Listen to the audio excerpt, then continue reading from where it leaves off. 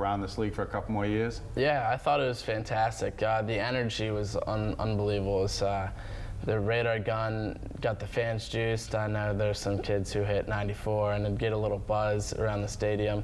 So the energy was awesome. There was a ton of scouts for the players. And I think everyone who went had a good time. And if you went, I don't know if anyone noticed, but you got 20% off at Modell Sporting Goods on the ticket. Are you on their payroll, Isaac? Yeah. Oh, no. You're working there as a summer job, yeah. Yeah, no, I possibly. mean, it's nice the way the league ties in with the promos and stuff. You're right about that. Yeah, you mentioned the radar gun, and I was sitting with our owner, John Morrison, and when Brian came into pitch, and he was asking me, what do you think Brian's going to hit on the radar gun? And we saw some of the earlier pitches hitting 92, 93, 94. So I turned to him and said, I think Brian's going to hit low 90s. You know, he brings it pretty good. And of course, the first couple of pitches, the gun's not showing the speed. And he throws a curveball, and they put 77 up there. I'm like, I said, I don't think you want to know how fast he's throwing the curveball. We kind of laughed about that. But, you know, that being said, you know, it did add a different aspect to the game. And I'm sure it's something you guys were watching. Everybody in the stadium was watching that. It's always cool when there's a radar gun. Yeah. And now, what do you throw, Isaac? Are you throwing under the gun before? Yeah, I've been under the gun over the last couple of years. Depends how the arm feels. Sometimes I'll have a good day, but I'm normally around mid to upper 80s. And Jeff, what do you throw at? Same thing, about mid-80s, now, roughly. They focus on 90 miles an hour. But everybody in the majors throws 90. But people get people out not throwing 90. And what's your philosophy when it comes to pitching, Jeff? Let's go to you first. You know, you're not throwing 90, but you're getting people out. Absolutely. You know, scouts, they definitely look for that magic number. As a pitcher, you know, you work to throw harder so you can keep batters off balance. But you know, it's just as good to you know, have a great changeup, great curveball, and being able to spot up your pitches and being just as dominant in any other league as you would be throwing a 90-mile-an-hour fastball. And how do you approach that philosophy, throwing in the 80s? How do you make your fastball look faster, Isaac? Well, I think 90 is a big number that's kind of just throws everything off in baseball. I think people get kind of obsessed with it, but look, there's guys like Jamie Moyer who throw barely even crack a pane of glass, and they can do well, and he's still in the big leagues. But there's a few things that I try and do. I try to hide the ball for as long as I can, and that will make the batter pick it up slower, so in turn it makes it look faster. But also, if you have good movement on your fastball, try and get a little run. Also, change up. You want all your pitches to look the same until the end, and then really, if you can locate, then it doesn't really matter how hard you can throw. If you can spot up and change your speeds, change eye levels, and in and out, you'll do just fine. That's a good way of looking at it. You know, it's really about it's a thinking man's game out there. You can't just blow the batters away, so to speak.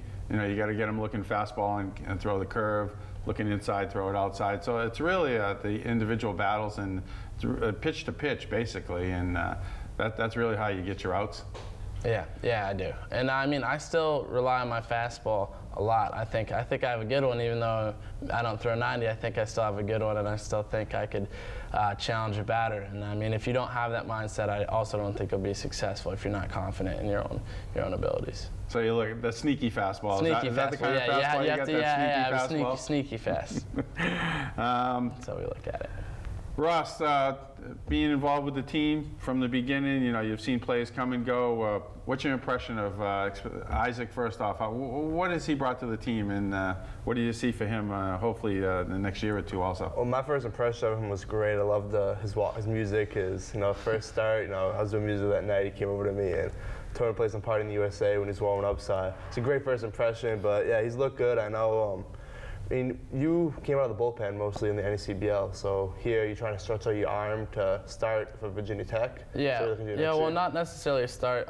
Since I redshirted, I didn't throw at all. I mean, I would throw my side pens, but I didn't get any really in-game work, and I needed to get my arm strength back, so when I go back in the fall, I could be at my highest level. And also the other thing, being a starter now, I know when I'm going to pitch. In the NECBL, I really never knew when, so now I can work out harder in the gym and get more running in, which is to get yourself in the best shape for the season. How was it? You been to the pen all season with the NECBL, and I think it was your first night here. You started. How was your arm feeling that night? Is it tough to all of a sudden start after you've been in the pen? It's different. It's a different mindset. In the pen, you just have to be ready to just ready to go on a drop of a hat, and you kind of warm up before the game. That's when you do most of your warming up, even though you're not going to go right in. So it's a different mindset. It's a little bit tougher once you've been doing one, but not too bad. You seem to have adjusted well. You've had some good outings this year. Thank you. Jeff, what do you prefer doing? You prefer starting or relieving? You know, as a freshman, I went to Nassau Community College, and you know, we had a really good pitching staff. So I wound up being in the bullpen. I was actually our closer. It was really fun. You know, it's a different type of mindset, like Isaac said here. I prefer to start though. I like, you know, going the distance and, you know, being the center of attention for, you know, most of the game. But I mean, it's just as intense. You know, you always go out there and you try, you know, to throw your hardest and really just give like your best effort. As the starter, you can set the tone for the game. You know, you come out, you throw a perfect first inning, then, you know, get some run support, then get back out there and hold them down again. That must really get the energy flowing. Absolutely. There's nothing better than going out there and having a nice 1-2-3 and get your guys back in to hit. You know, it's good setting the tone and really just trying to get the game going along, get your you know, guys on your team up to hit and get them some good at bats. So. Keep the pace of the game going. Do you guys Absolutely. think about that? The speed, you know, and your guys getting bored out there behind you. Does that come into play? Are you thinking about that out there? Absolutely. I mean, sometimes I'll be having a rough inning. I'll be struggling. And the guys come up to me, you know, you say, you know, you really need to, you know, speed things up here. You know, we're starting to get flat-footed. We want to get more at bats. So, you know, I try to, you know, keep a quick pace out there. I don't really take too much time in between pitches. And yourself, Isaac, Yeah. Well, is that in the back of your mind all the time? Definitely Keep the game flowing? When I was in high school, I didn't really think about it as much. But when I got to college, my coaches at Virginia Tech were definitely on me about that from the first time I went out, because you definitely want your infielders to be on their toes, because if they are, they're going to make great plays for you. Same with the outfield. And that's just as important as making a quality pitch. You know, I hear some pitches referred to as a human rain delay sometimes between pitches. They do everything, but they, you know, you think they're brushing their teeth and you know, working on their tan out there sometimes. So it's good to see you guys are keeping everybody involved. Stick around, guys. We've got a few things Ross and I got to take care of here, but there's another question or two we'll throw at you at the end of the show. Thank you for joining us, and we'll get back to you before we wrap up here. Ross, we got some stuff coming up this week. I know we're going to be on the road most of the week, but what do we got coming up this weekend, and how can fans stay up to date on what we got? Yeah, we're going to be on the road most of the week. If you want to pay attention to the team and see what's going on, you can go to our website, dirtdogsball.com, and there's a link to listen to a live feed, and there's also a game cast. So you can definitely stay in touch with the team if you're something you're looking to do. As for this weekend, we have the doubleheader on Saturday and the game on Sunday. Sunday's Fan Appreciation Day, and Saturday's Festival of Fun. So looking to have a good, fun weekend of baseball. So, you know, stay on our Facebook page, check out our Twitter, and we'll give you up to date on everything you need to know in regards to all of that. We also got some merchandise that we'd like the fans to help us out by buying and show their support for the Dirt Dogs. What do we have for the fans? We do. We have a couple different T-shirts. We have some gray ones, some white ones with the Dirt Dogs logo.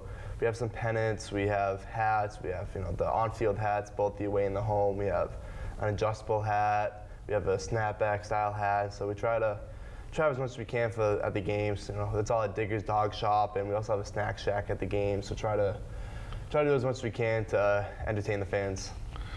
And when's our next two games at Doyle? We got a big weekend coming up. Yeah, we got Saturday, a doubleheader, and Sunday. So it'll be good. It'll be a lot of fun.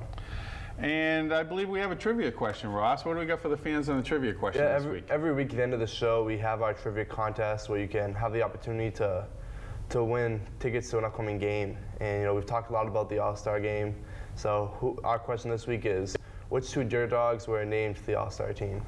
That is, which two Dirt Dogs were named to the All-Star team this year?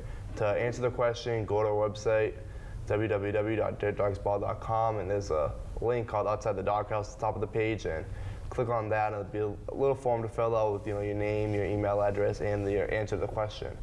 And if you're the first person to answer it, we'll get you your tickets. Very good, Ross. I'd like to thank our two guests, Isaac Sturman and Jeff Anderson. Guys, as we wrap up here, there's always that one question that the burning question everybody wants to know. Superstitions, Isaac. Oh, Every baseball player's got superstitions, one. yeah. What's your superstition? Oh, baseball players are the best with superstitions. I kind of don't think you're going to find it in any other sport, but a few big ones I have. Sometimes, if it's going well, I got to grow my hair out. If it's not, maybe I'll shave my head. Yeah, so I've shaved my head because I haven't been pitching well before. There's nothing wrong with that shaved head Yeah, look. no. Yeah.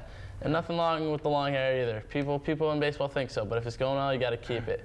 And another one I have is I can't touch the baseball line, like the foul line. I can't touch that ever. We see players do this awkward hop over the foul Yeah, line yep, sometimes. I And it's do like, that. what's wrong? I Did you do trip that. over a blade of grass or something?